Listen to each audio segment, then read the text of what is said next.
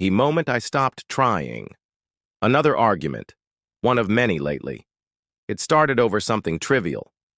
I asked if she wanted to spend time together that evening. Instead of appreciation, I got a cold, dismissive response. "I don't owe you intimacy," she said, arms crossed, daring me to challenge her words.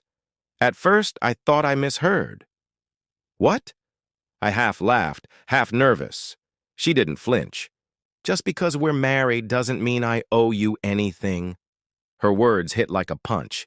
8 years of sacrifices, late nights, and putting her first.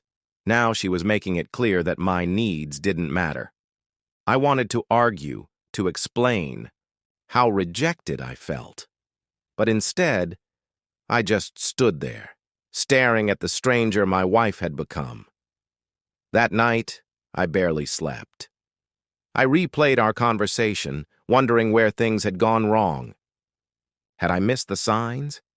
Had I been fooling myself into thinking we were still a team? By morning, my frustration hardened into resolve. If she didn't owe me intimacy, maybe I didn't owe her the endless sacrifices I'd been making. I started, paying attention, really paying attention, to how little she acknowledged my effort. The long nights at work, the weekends spent fixing things, the times I dropped everything for her. And the more I noticed, the angrier I got. I stopped trying. I stopped initiating conversations, asking about her day, or filling the silence she used to let me carry. At first, she didn't notice. Then she did. "You've been quiet lately," she said. "Everything okay?" I just shrugged. I wasn't playing that game anymore. Then something unexpected happened.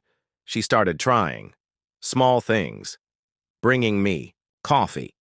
Suggesting a movie night. But I didn't jump at the scraps of attention. I needed to know if it was real or just damage control. One night she finally asked, "Are you mad at me?" I met her eyes and said the one thing I had held back for too long. "I'm just done trying harder than you." She flinched, like she hadn't expected me to finally say it out loud. And for the first time in a long time, I felt free. Not because I won an argument, but because I finally stopped apologizing for wanting more than she was willing to give. The next morning, the tension was thick. She waited for me to crack. Instead, I went about my day as if nothing had changed. Then, the texts started. "We need to talk." I ignored it. "Seriously, we can't just act like this." Another argument, one of many. It started over something small, but it spiraled like always. "I don't owe you intimacy," she said, arms crossed, her tone defiant. At first, I thought I misheard. "What?" She didn't flinch. "Just because we're married doesn't mean I owe you anything." Her words hit harder than I expected. 8 years of sacrifices, late nights, and putting her first. Now she was making it clear my needs didn't matter. I wanted to argue, to explain how rejected I felt. But instead, I just stood there, staring at the stranger my wife had become. That night, I barely slept, replaying our conversation, wondering where things had gone wrong. Had I missed the signs? Had I been fooling myself into thinking we were still a team? By morning, my frustration hardened into resolve. If she didn't owe me intimacy, maybe I didn't owe her the endless sacrifices I'd been making. I stopped, trying. No more initiating conversations, no more picking up the slack. At first, she didn't notice. Then she did. "You've been quiet lately," she said. "Everything okay?" I just shrugged. I wasn't playing that game anymore. Then something unexpected happened. She started trying. Small things. Bringing me coffee, suggesting a movie night. But I didn't jump at the scraps of attention. I needed to know if it was real or just damage control. One night, she finally asked, "Are you mad at me?" I met her eyes. "I'm just done trying harder than you." She flinched, like she hadn't expected me to finally say it out loud, and for the first time in a long time, I felt free. By the time I got home the next night, she was already there, pacing like a caged animal. I could tell she'd been rehearsing whatever speech she was about to give me, but I didn't let her start. "What do you want?" I asked, dropping my keys on the counter. Her eyes narrowed. "What do I want? Are you kidding me? You're the one acting like a stranger in our own house. I want to know what's going on with you." I laughed, not because it was funny, but because it was unbelievable. "What's going on with me?" "I'm just following your lead, sweetheart. You made it clear what this marriage is and what it isn't the night you said you didn't owe me intimacy." Her face flushed red. For a second, I thought she was going to deny she said it. But she didn't. Instead, she turned defensive. "And I don't. I'm allowed to set boundaries. If you can't handle that, maybe that's your problem, not mine." Anger bubbled up, but I swallowed it. I wasn't going to let this turn into another shouting match. "You're right," I said, my voice calm. "You don't owe me intimacy. But let me ask you this. Do I owe you commitment? Do I owe you loyalty? Do I owe you anything beyond basic civility?" Her eyes widened. For the first time, I saw something crack in her expression. Fear. She didn't answer, so I kept going. "Because if we're playing by those rules, maybe I don't owe you date nights, emotional support, or even coming home at the end of the day. Maybe I don't owe you putting us first when you've already made it clear that we're not a priority. To you." "That's not fair," she snapped. "You're twisting this into something it's not. I just wanted space. I never said I didn't care about you." "Then show it," I shot back.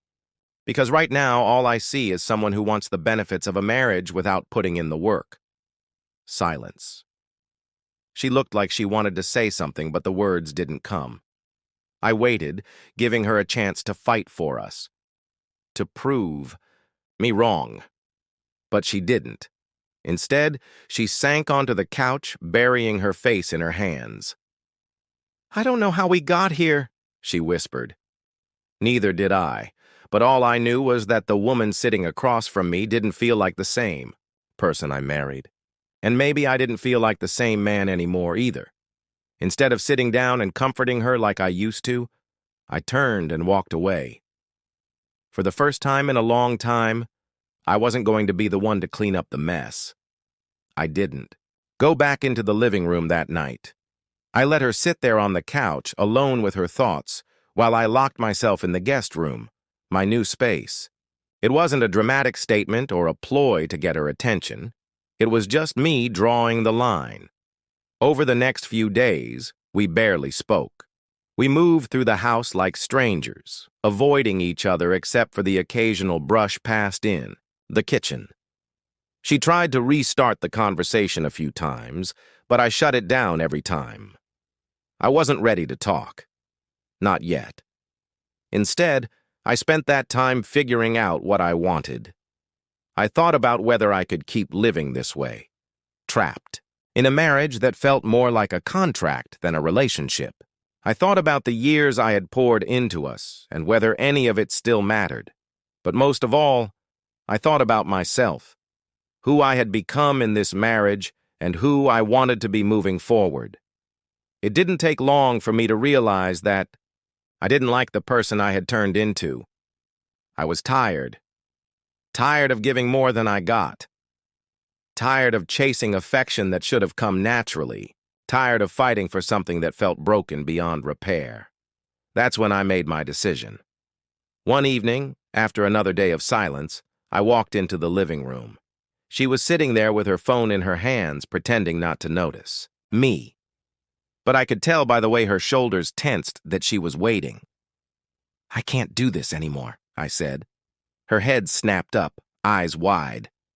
"What?" "This." I motioned between us. "I can't keep pretending we're fine when we're not. I can't keep giving and giving while you act like it's enough just to be here." She started to speak, but I cut her off.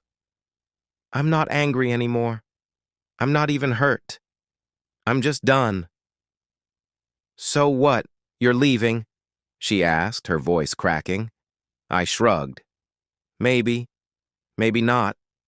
But I think we need time apart to figure that out. Tears welled in her eyes. For a moment, I almost caved, almost wrapped my arms around her and told her we'd figure it out like we always did. But then I remembered her words, that she didn't owe me intimacy, and the fire inside me reignited. "This isn't just about you," I said, my voice firm. "You made it clear what you don't owe me. Now I'm making it clear what I won't. Keep giving without something in return." I grabbed my packed bag and walked toward the door. She didn't try to stop me. She just sat there, crying quietly as I stepped outside and shut the door behind me. As I drove away, I felt something I hadn't felt in years: relief.